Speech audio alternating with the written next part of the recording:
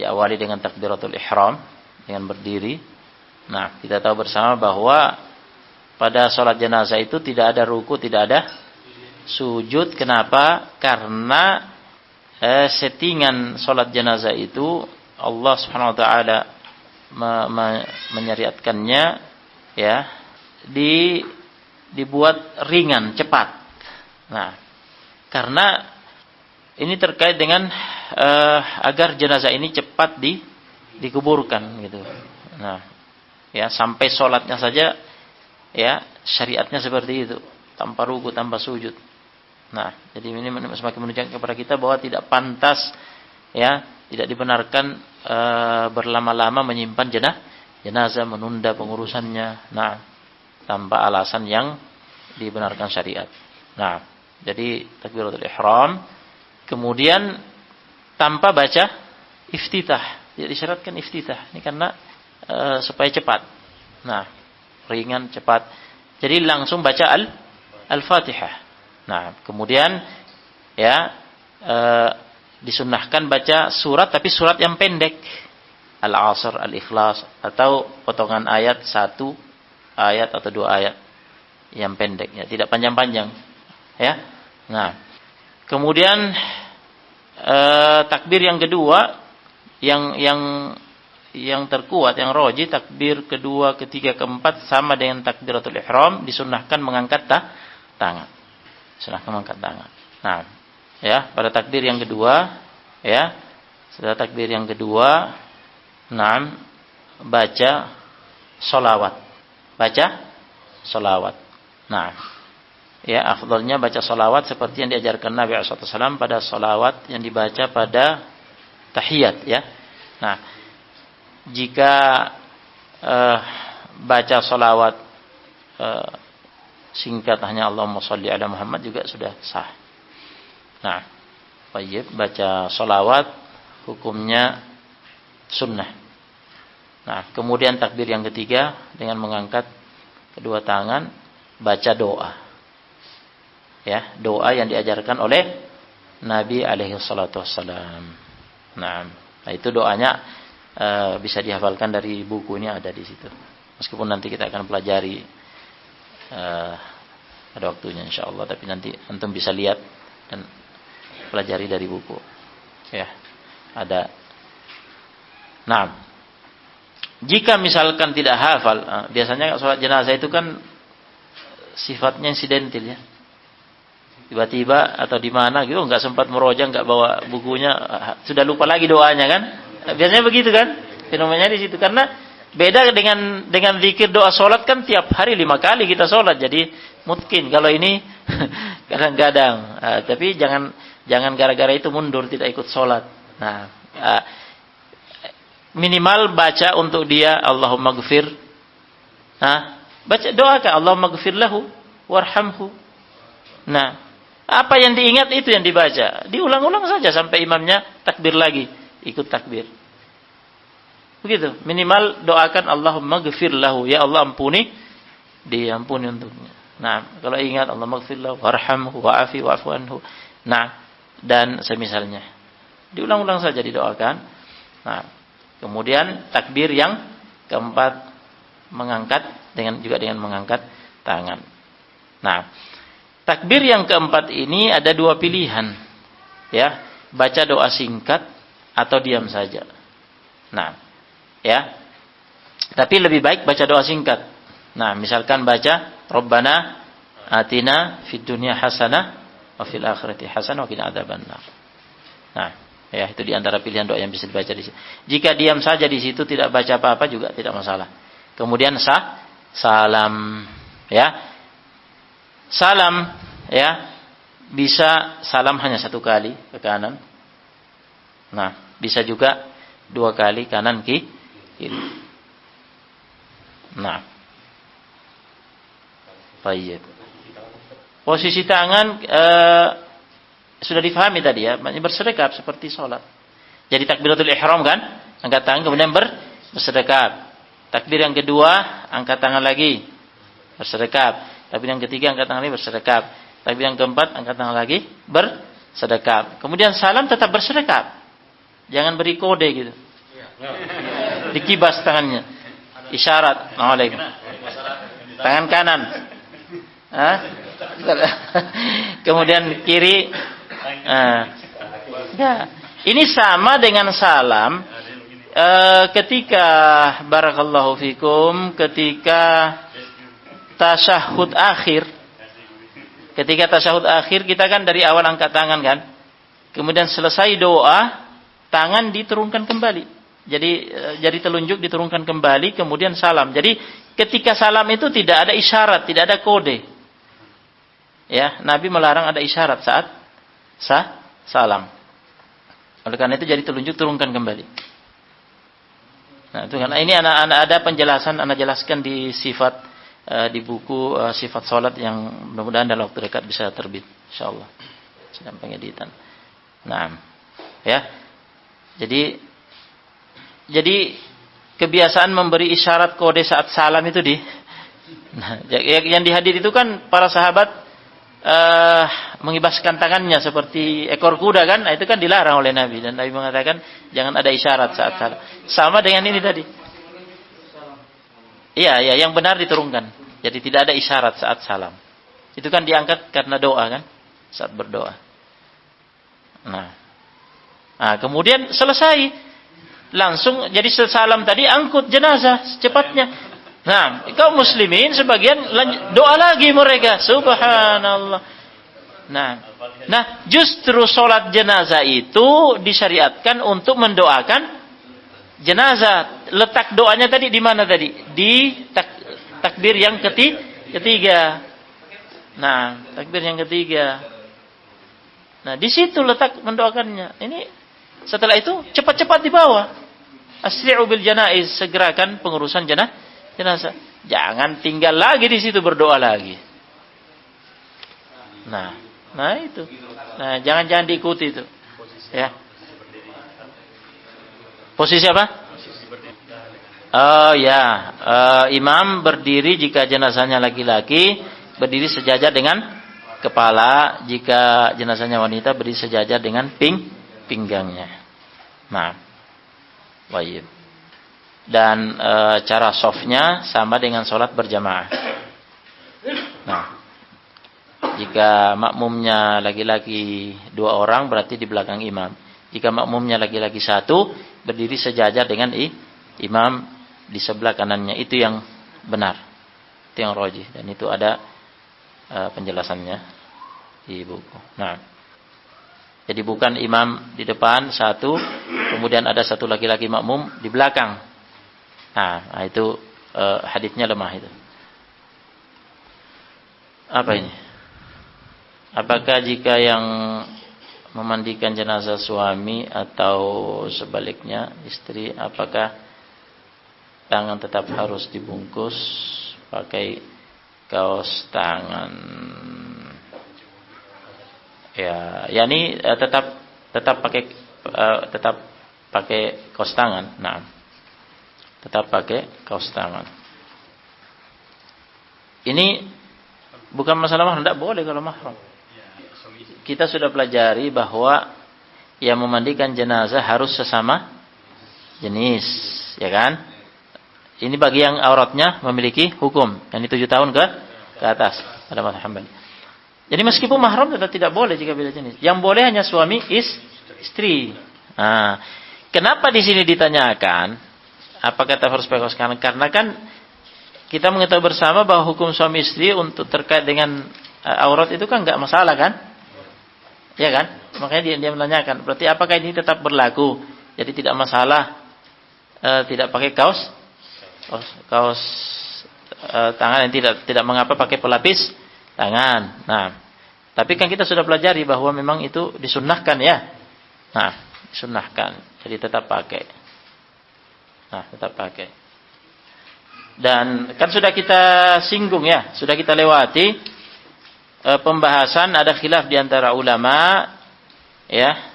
Coba lihat bukunya itu terkait masalah ini. Ketika suami istri saling memandikan ya. Lihat halaman berapa? Oh, di bab pertama itu, masih bab pertama ya. Ya, yang 18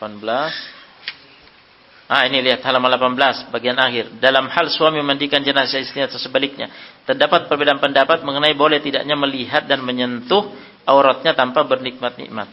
Artinya apa? Ya, ada khilaf kan?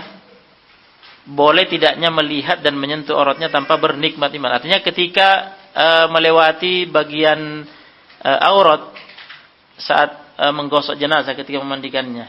Nah, tanpa ada perasaan ya, tanpa ada perasaan. Ya, itu saja diperselisihkan kan? Ini maksudnya nih.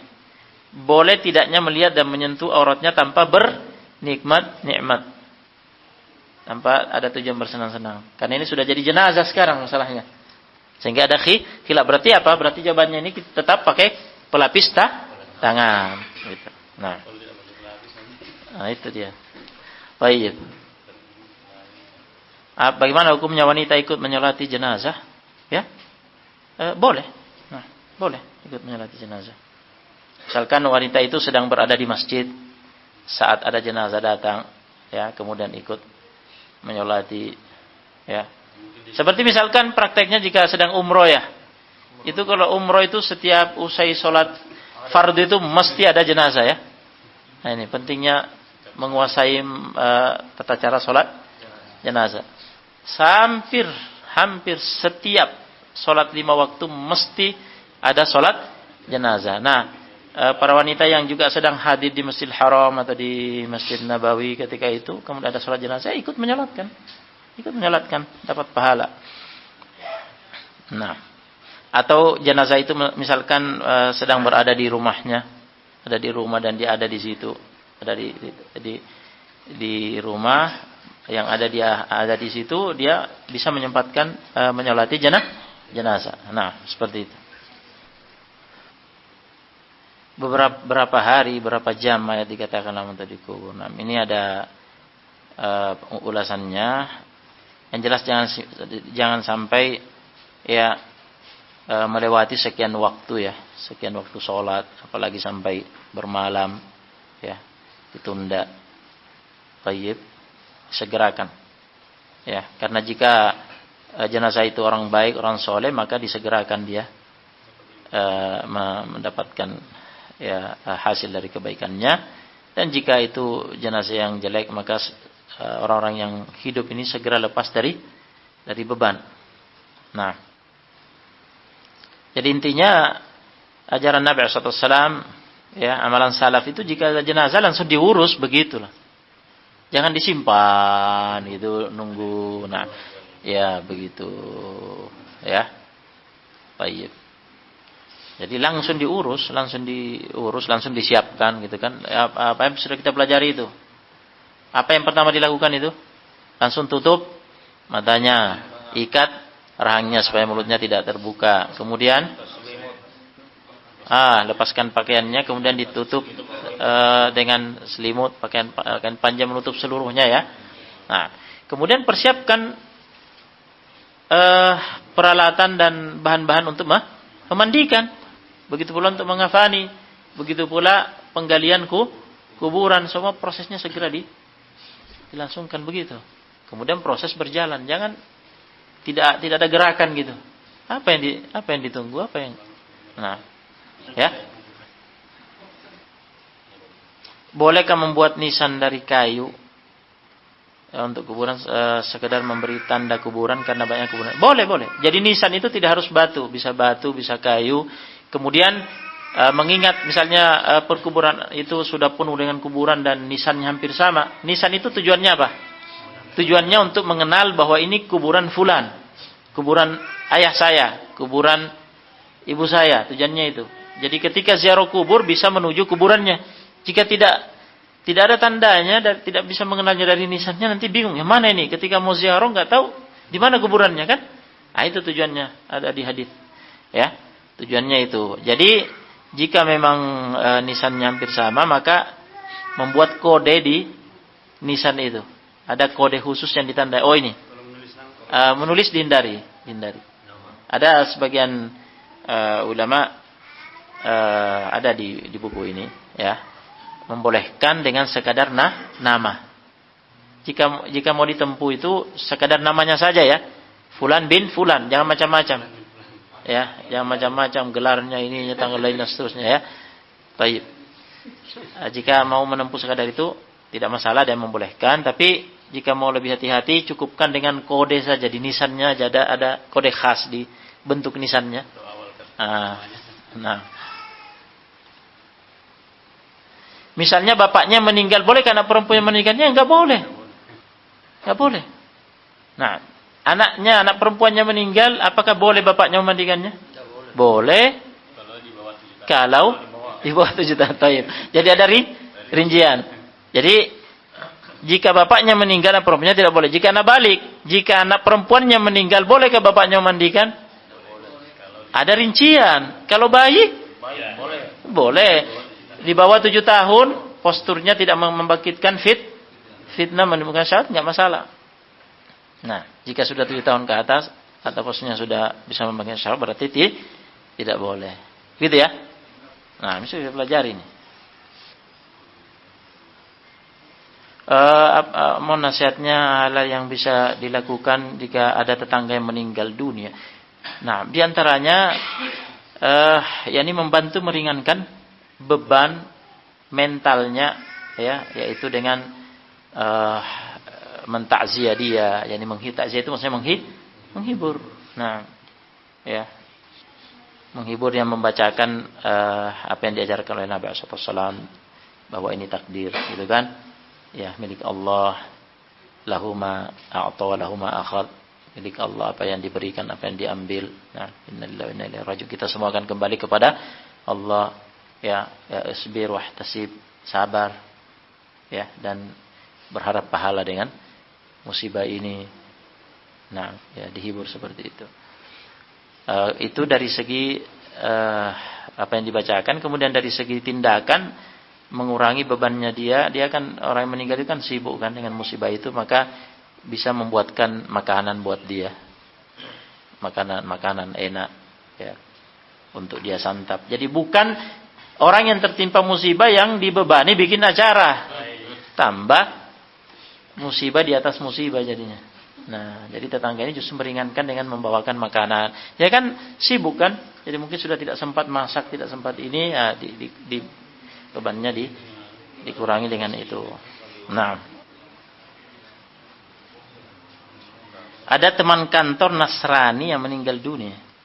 Apakah kita tidak mengapa berkunjung ke rumahnya sekedar berbelasungkawa? Yang meninggal Nasrani.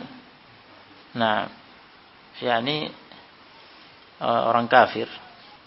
Nah, kita tidak sedih dengan tidak menunjukkan kesedihan dengan meninggalnya dia, karena dia mati di atas kekafiran. Nah, jadi dihindari saja. Nah, yang bisa dilakukan sebelum meninggal, tapi sebelum sakratul maut, jika mau mengunjungi dia dalam rangka menasihati, barangkali mau masuk Islam seperti yang dicontohkan oleh Nabi alaihi salatu wassalam. Nah, ini di luar materi pembahasan. Jika ada orang sewa rumah, kontrak rumah, lantas pemiliknya memberikan syarat, penyewa tidak main judi di rumah tersebut, dikarenakan pemilik rumah tahu bahwa penyewa tersebut pemain judi. Bagaimana jika masih main judi di rumah tersebut? Apa pemiliknya berdosa? Ya, dia sudah berusaha memberi persyaratan, dan itu sudah bagus. Nah, jika dia melanggar, berarti orang itu yang melanggar persyaratan. Jadi nanti bisa ditegur. Nah, bisa ditegur, mengingatkan persyaratan itu. Nah, sebenarnya jika akad mau dibatalkan bisa, karena dia melanggar persyaratan. Ini termasuk dalam kategori syaratun fil akad. Jadi syarat yang diajukan pada akad. Jika syarat dilanggar, maka akad bisa dibatalkan. Nah, tapi sebenarnya dia sudah, pemiliknya sudah, bukan dia yang salah, karena yang melanggar adalah orang itu. Nah, namun itu tadi dari segi hukum, jika memang mau membatalkan, ya, dalam rangka mengingkari kemungkarannya, ya, maka bisa secara hukum. Nah, bolehkah memasang pondasi keliling pada kuburan karena dikhawatirkan kuburan tersebut longsor atau tanah tersebut gampang bergeser? Nah, yang dikhawatirkan ini pada prakteknya pondasi-pondasi ini menuju ke membangun kuburan, ini jadi masalah. Nah, apakah tidak ada? Apakah sudah tidak ada solusi lain selain ini? Kalau dalam hal gundukannya gampang bergeser, ya maka di gundukannya diperhatikan. Nah, sering-sering saja ditengok. Kalau misalkan gundukannya berhamburan, diperbaiki lagi. Dan bisa juga dengan menyebarkan batu-batu kerikil di atasnya. Itu dibolehkan. Ada di bukunya nanukil dari digundukannya diperbaiki lagi. Ya, makanya iya bisa dari tanah-tanah di sampingnya. Nah, dari tanah-tanah di sampingnya diambilkan, kemudian dibuatkan lagi gundukan supaya tetap dikenali bahwa itu gundukan kuburan. Itu tujuannya agar tetap dikenali bahwa itu kuburan. Jadi ketika gundukannya rusak, rata dibuatkan lagi gundukannya. Nah, kalau misalkan terkait longsornya dan yang lainnya memang butuh dibuatkan pondasi, yang penting pondasinya itu mungkin disiasati jangan nampak ke atas. Iya, artinya ya solusinya dicor ya dicor keliling, pondasi bawah, gitu kan? Ya enggak masalah sih dari sisi itu.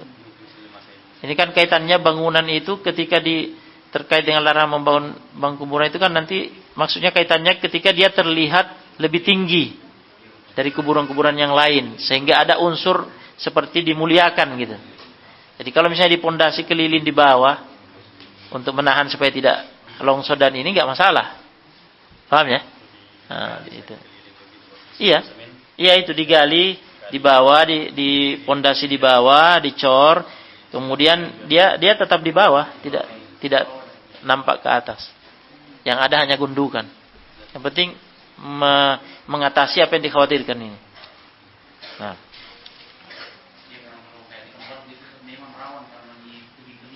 Ya, caranya seperti itu tadi. Toh? Ya, jangan nampakkan kayak nanti ada dasar bangunan untuk nanti menuju ke bangunan. Ketika ada tetangga yang meninggal lalu kita datang untuk membantu pengurusan jenazah tetapi ada pihak keluarga yang melakukan acara bid'ah, apa kita ikut berdosa? Yang penting tidak ikut terlibat dalam acara bid'ah. Karena itu adalah hak saudara kita untuk diurus jenazahnya. Jadi kita membantu mengurus jenazahnya yang kita bisa ketahui sesuai sunnah. Adapun ada yang melakukan acara bid'ah, kita jangan terlibat. Nah, ada fatwa ulama, ya. Anda ingat Syekhuna Mukbil, ya. Ada fatwanya. Artinya kita tetap mengiringi jenazah meskipun di acara pengurusannya atau bid'ah, yang penting kita tidak ikut. Tidak ikut melakukan bid'ah itu. Tidak ikut terlibat. Ada, iya. Yang penting kita tidak terlibat. Nah, selesai ya sudah kita tinggalkan saja. Ada yang melakukan bid'ah di situ, kita tinggalkan saja, tidak ikut terlibat, ya. Dan kita mengingkari dalam hati. Jika mampu mengingkari dengan lisan, nasihati bagus. Nah, jika tidak memungkinkan, ya yang penting kita tidak ikut dengan acara bid'ahnya itu, tidak terlibat. Nah, jika penguburan sudah selesai, kita langsung tinggalkan. Yang penting hak saudara kita untuk kita ikuti jenazahnya kita selesaikan. Gitu.